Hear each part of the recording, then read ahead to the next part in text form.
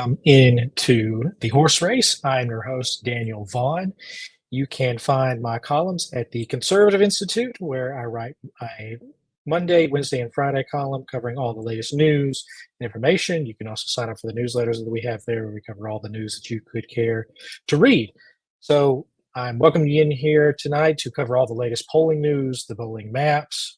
If you're new here, we try to cover everything that's the latest across all the major candidates. So Donald Trump, this week, obviously we're switching out from Joe Biden to Kamala Harris. We're going to cover some RFK Jr. territory and try to hit all the major candidates to make sure that you're up to speed and you know everything that's happening, not just from a polling race, because individual polling doesn't tell you everything, but covering the major averages and how that factors into how to make an official map for this race.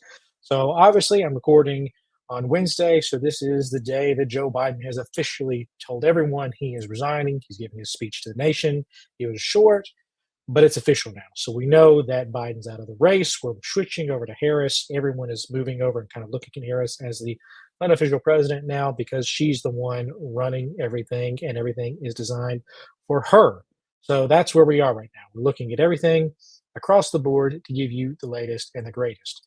So what I want to start off with here is to give you where the race is, where Biden dropped off and where Harris is entering in. Because where Biden is leaving the stage, that gives us the baseline of where the race is. And then Harris has to pick up the ball from there and build from that point.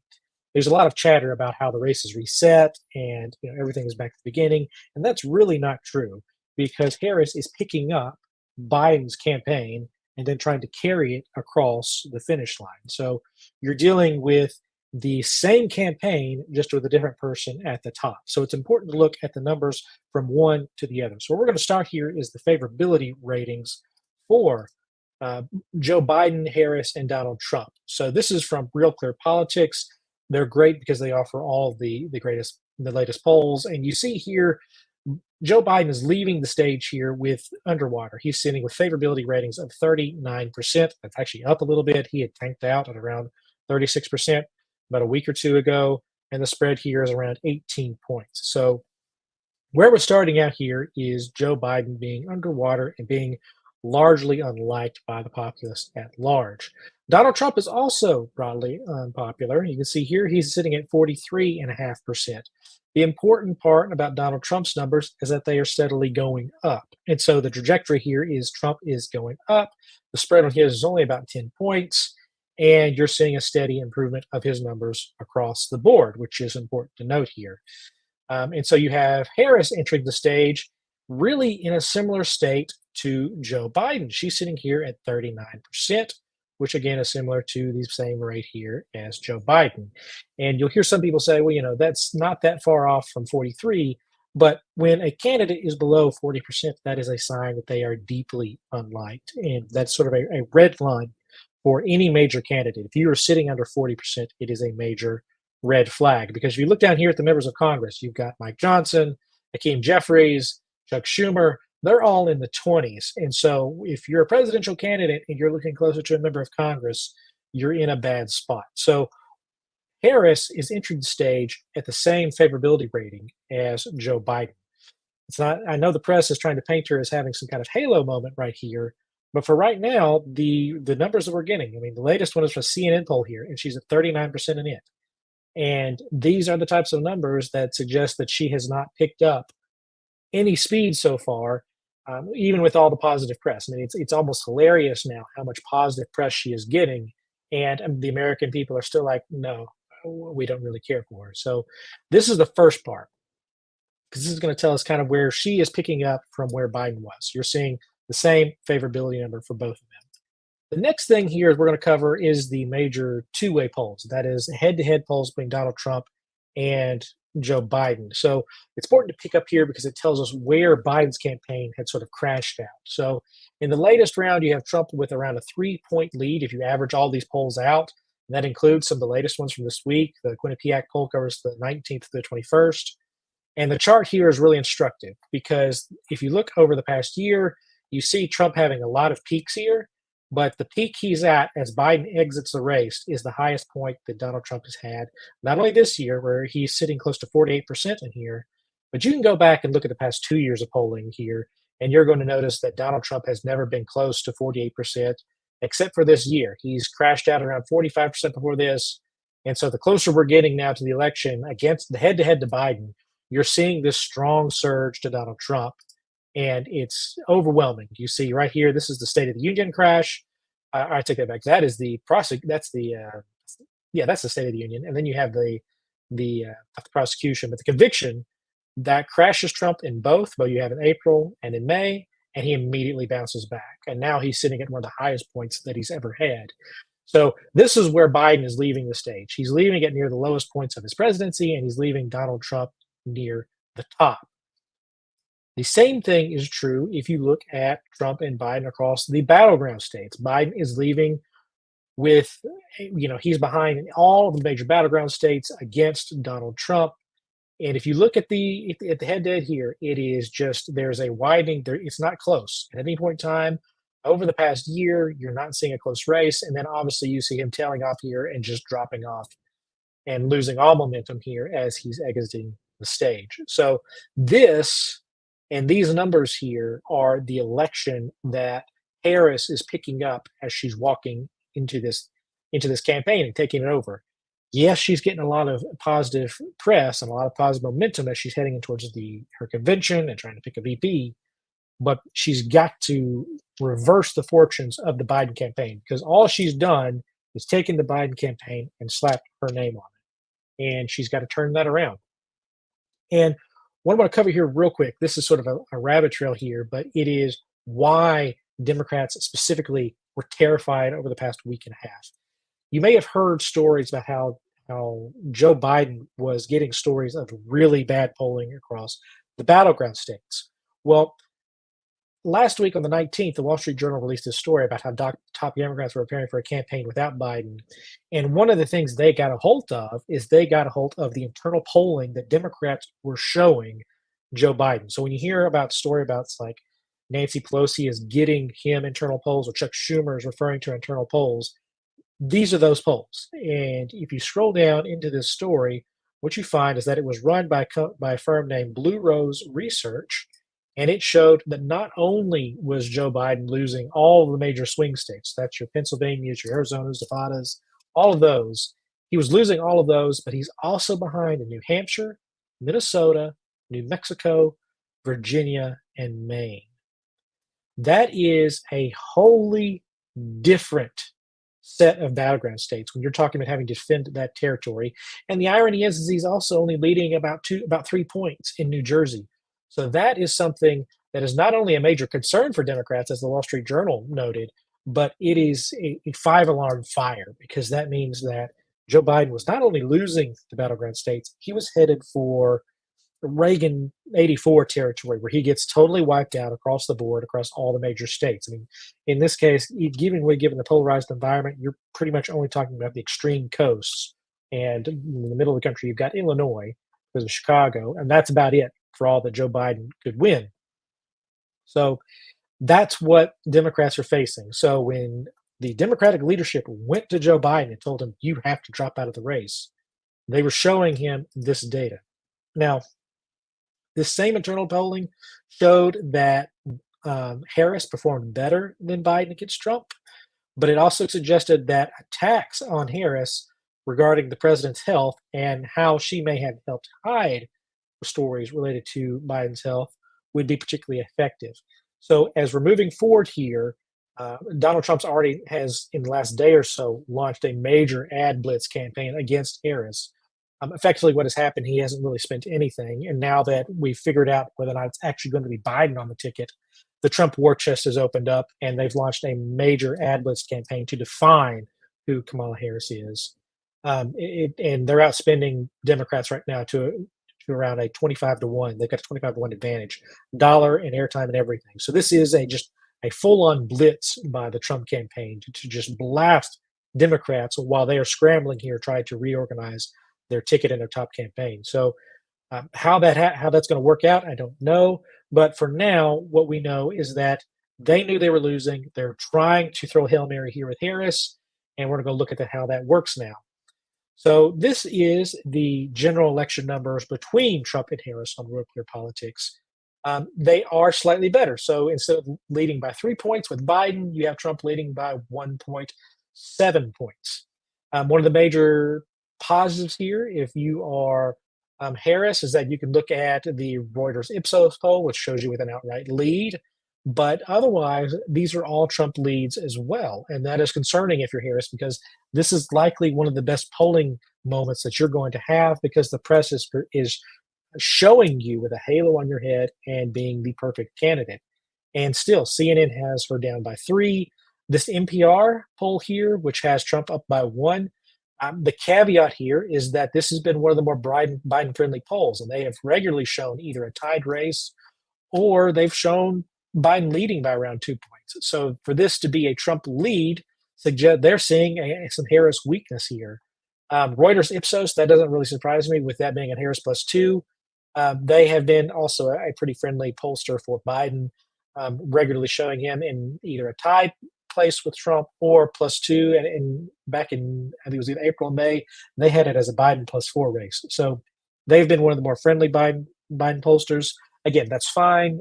This is a little bit like a weather forecast. You're just kind of putting all these pollsters and models together, averaging them out, and just saying, okay, what's the middle path here? What is all this data telling me? And the data is pretty clear. You've got Trump leading by around 2 points here against Harris on the national level. There's a similar story here if you throw in all 5 candidates. So this would include your RFK Jr., Jill Stein, and Cornel West. We only have a few polls here, The Economist, NPR, and Quinnipiac, and Yahoo here, so about 4 here recently. But they're showing the same thing. You've got Trump with around a 3-point lead. Only one of them showing a tie. Everybody else has Trump outright leading versus Harris here. And that's, again, if you're including Kennedy here, you're including Jill Stein, and you're including Cornel West, Trump still has a pretty significant lead here with all 5 candidates. The battlegrounds here, they don't have anything set up yet for Harris, but the numbers that we're seeing out of a lot of these are going to be similar to Joe Biden, and it's not good for Harris. We'll click in here and we'll look real quick at the where Pennsylvania is in particular. It is not great if you are Harris. You are down here, and the reason I'm focusing in on Pennsylvania is because it is the single most important state in this race. If you tell me or you tell any elections analyst, Steve Kornacki on MSNBC, Harry Yenton on CNN, or any of the Fox News, or any other network that you point, if you tell their elections experts who wins Pennsylvania on election night, they're going to tell you with above 90% certainty who wins at the end of the night. Pennsylvania just is that state. It determines what happens in the rest of the country. And we're going to show you this right here, why that's the case. This is giving as friendly of a map as possible to Harris. In this map here, what we're doing is we've given her Nevada, a place where she's not leading, Arizona, a place where she's not leading, and the entirety of the Midwest except Pennsylvania. So that's Minnesota, Wisconsin, Michigan. I've given Georgia back to Trump, and he has North Carolina. So those are the 2 swing states that Trump has in his possession right now, minus Pennsylvania. So if you look at the numbers here, you've got 268 to 251. Donald Trump wins that, he's the president. It's as simple as that. If you flip it the other way, if you flip it the other way, all of a sudden you're looking at President Harris. Pennsylvania decides everything on this map. And this is the most likely scenario for Democrats. When they're looking at their path right now, the Democratic Party, they are, with Biden, they were already effectively ceding the Southwest.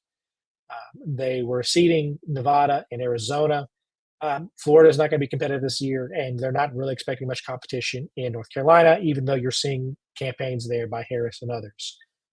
What Harris and Democrats are saying is, yes, we may be down here because we're losing Hispanic voters, but all we have to do is run the inside straight here and take the entirety of the Midwest.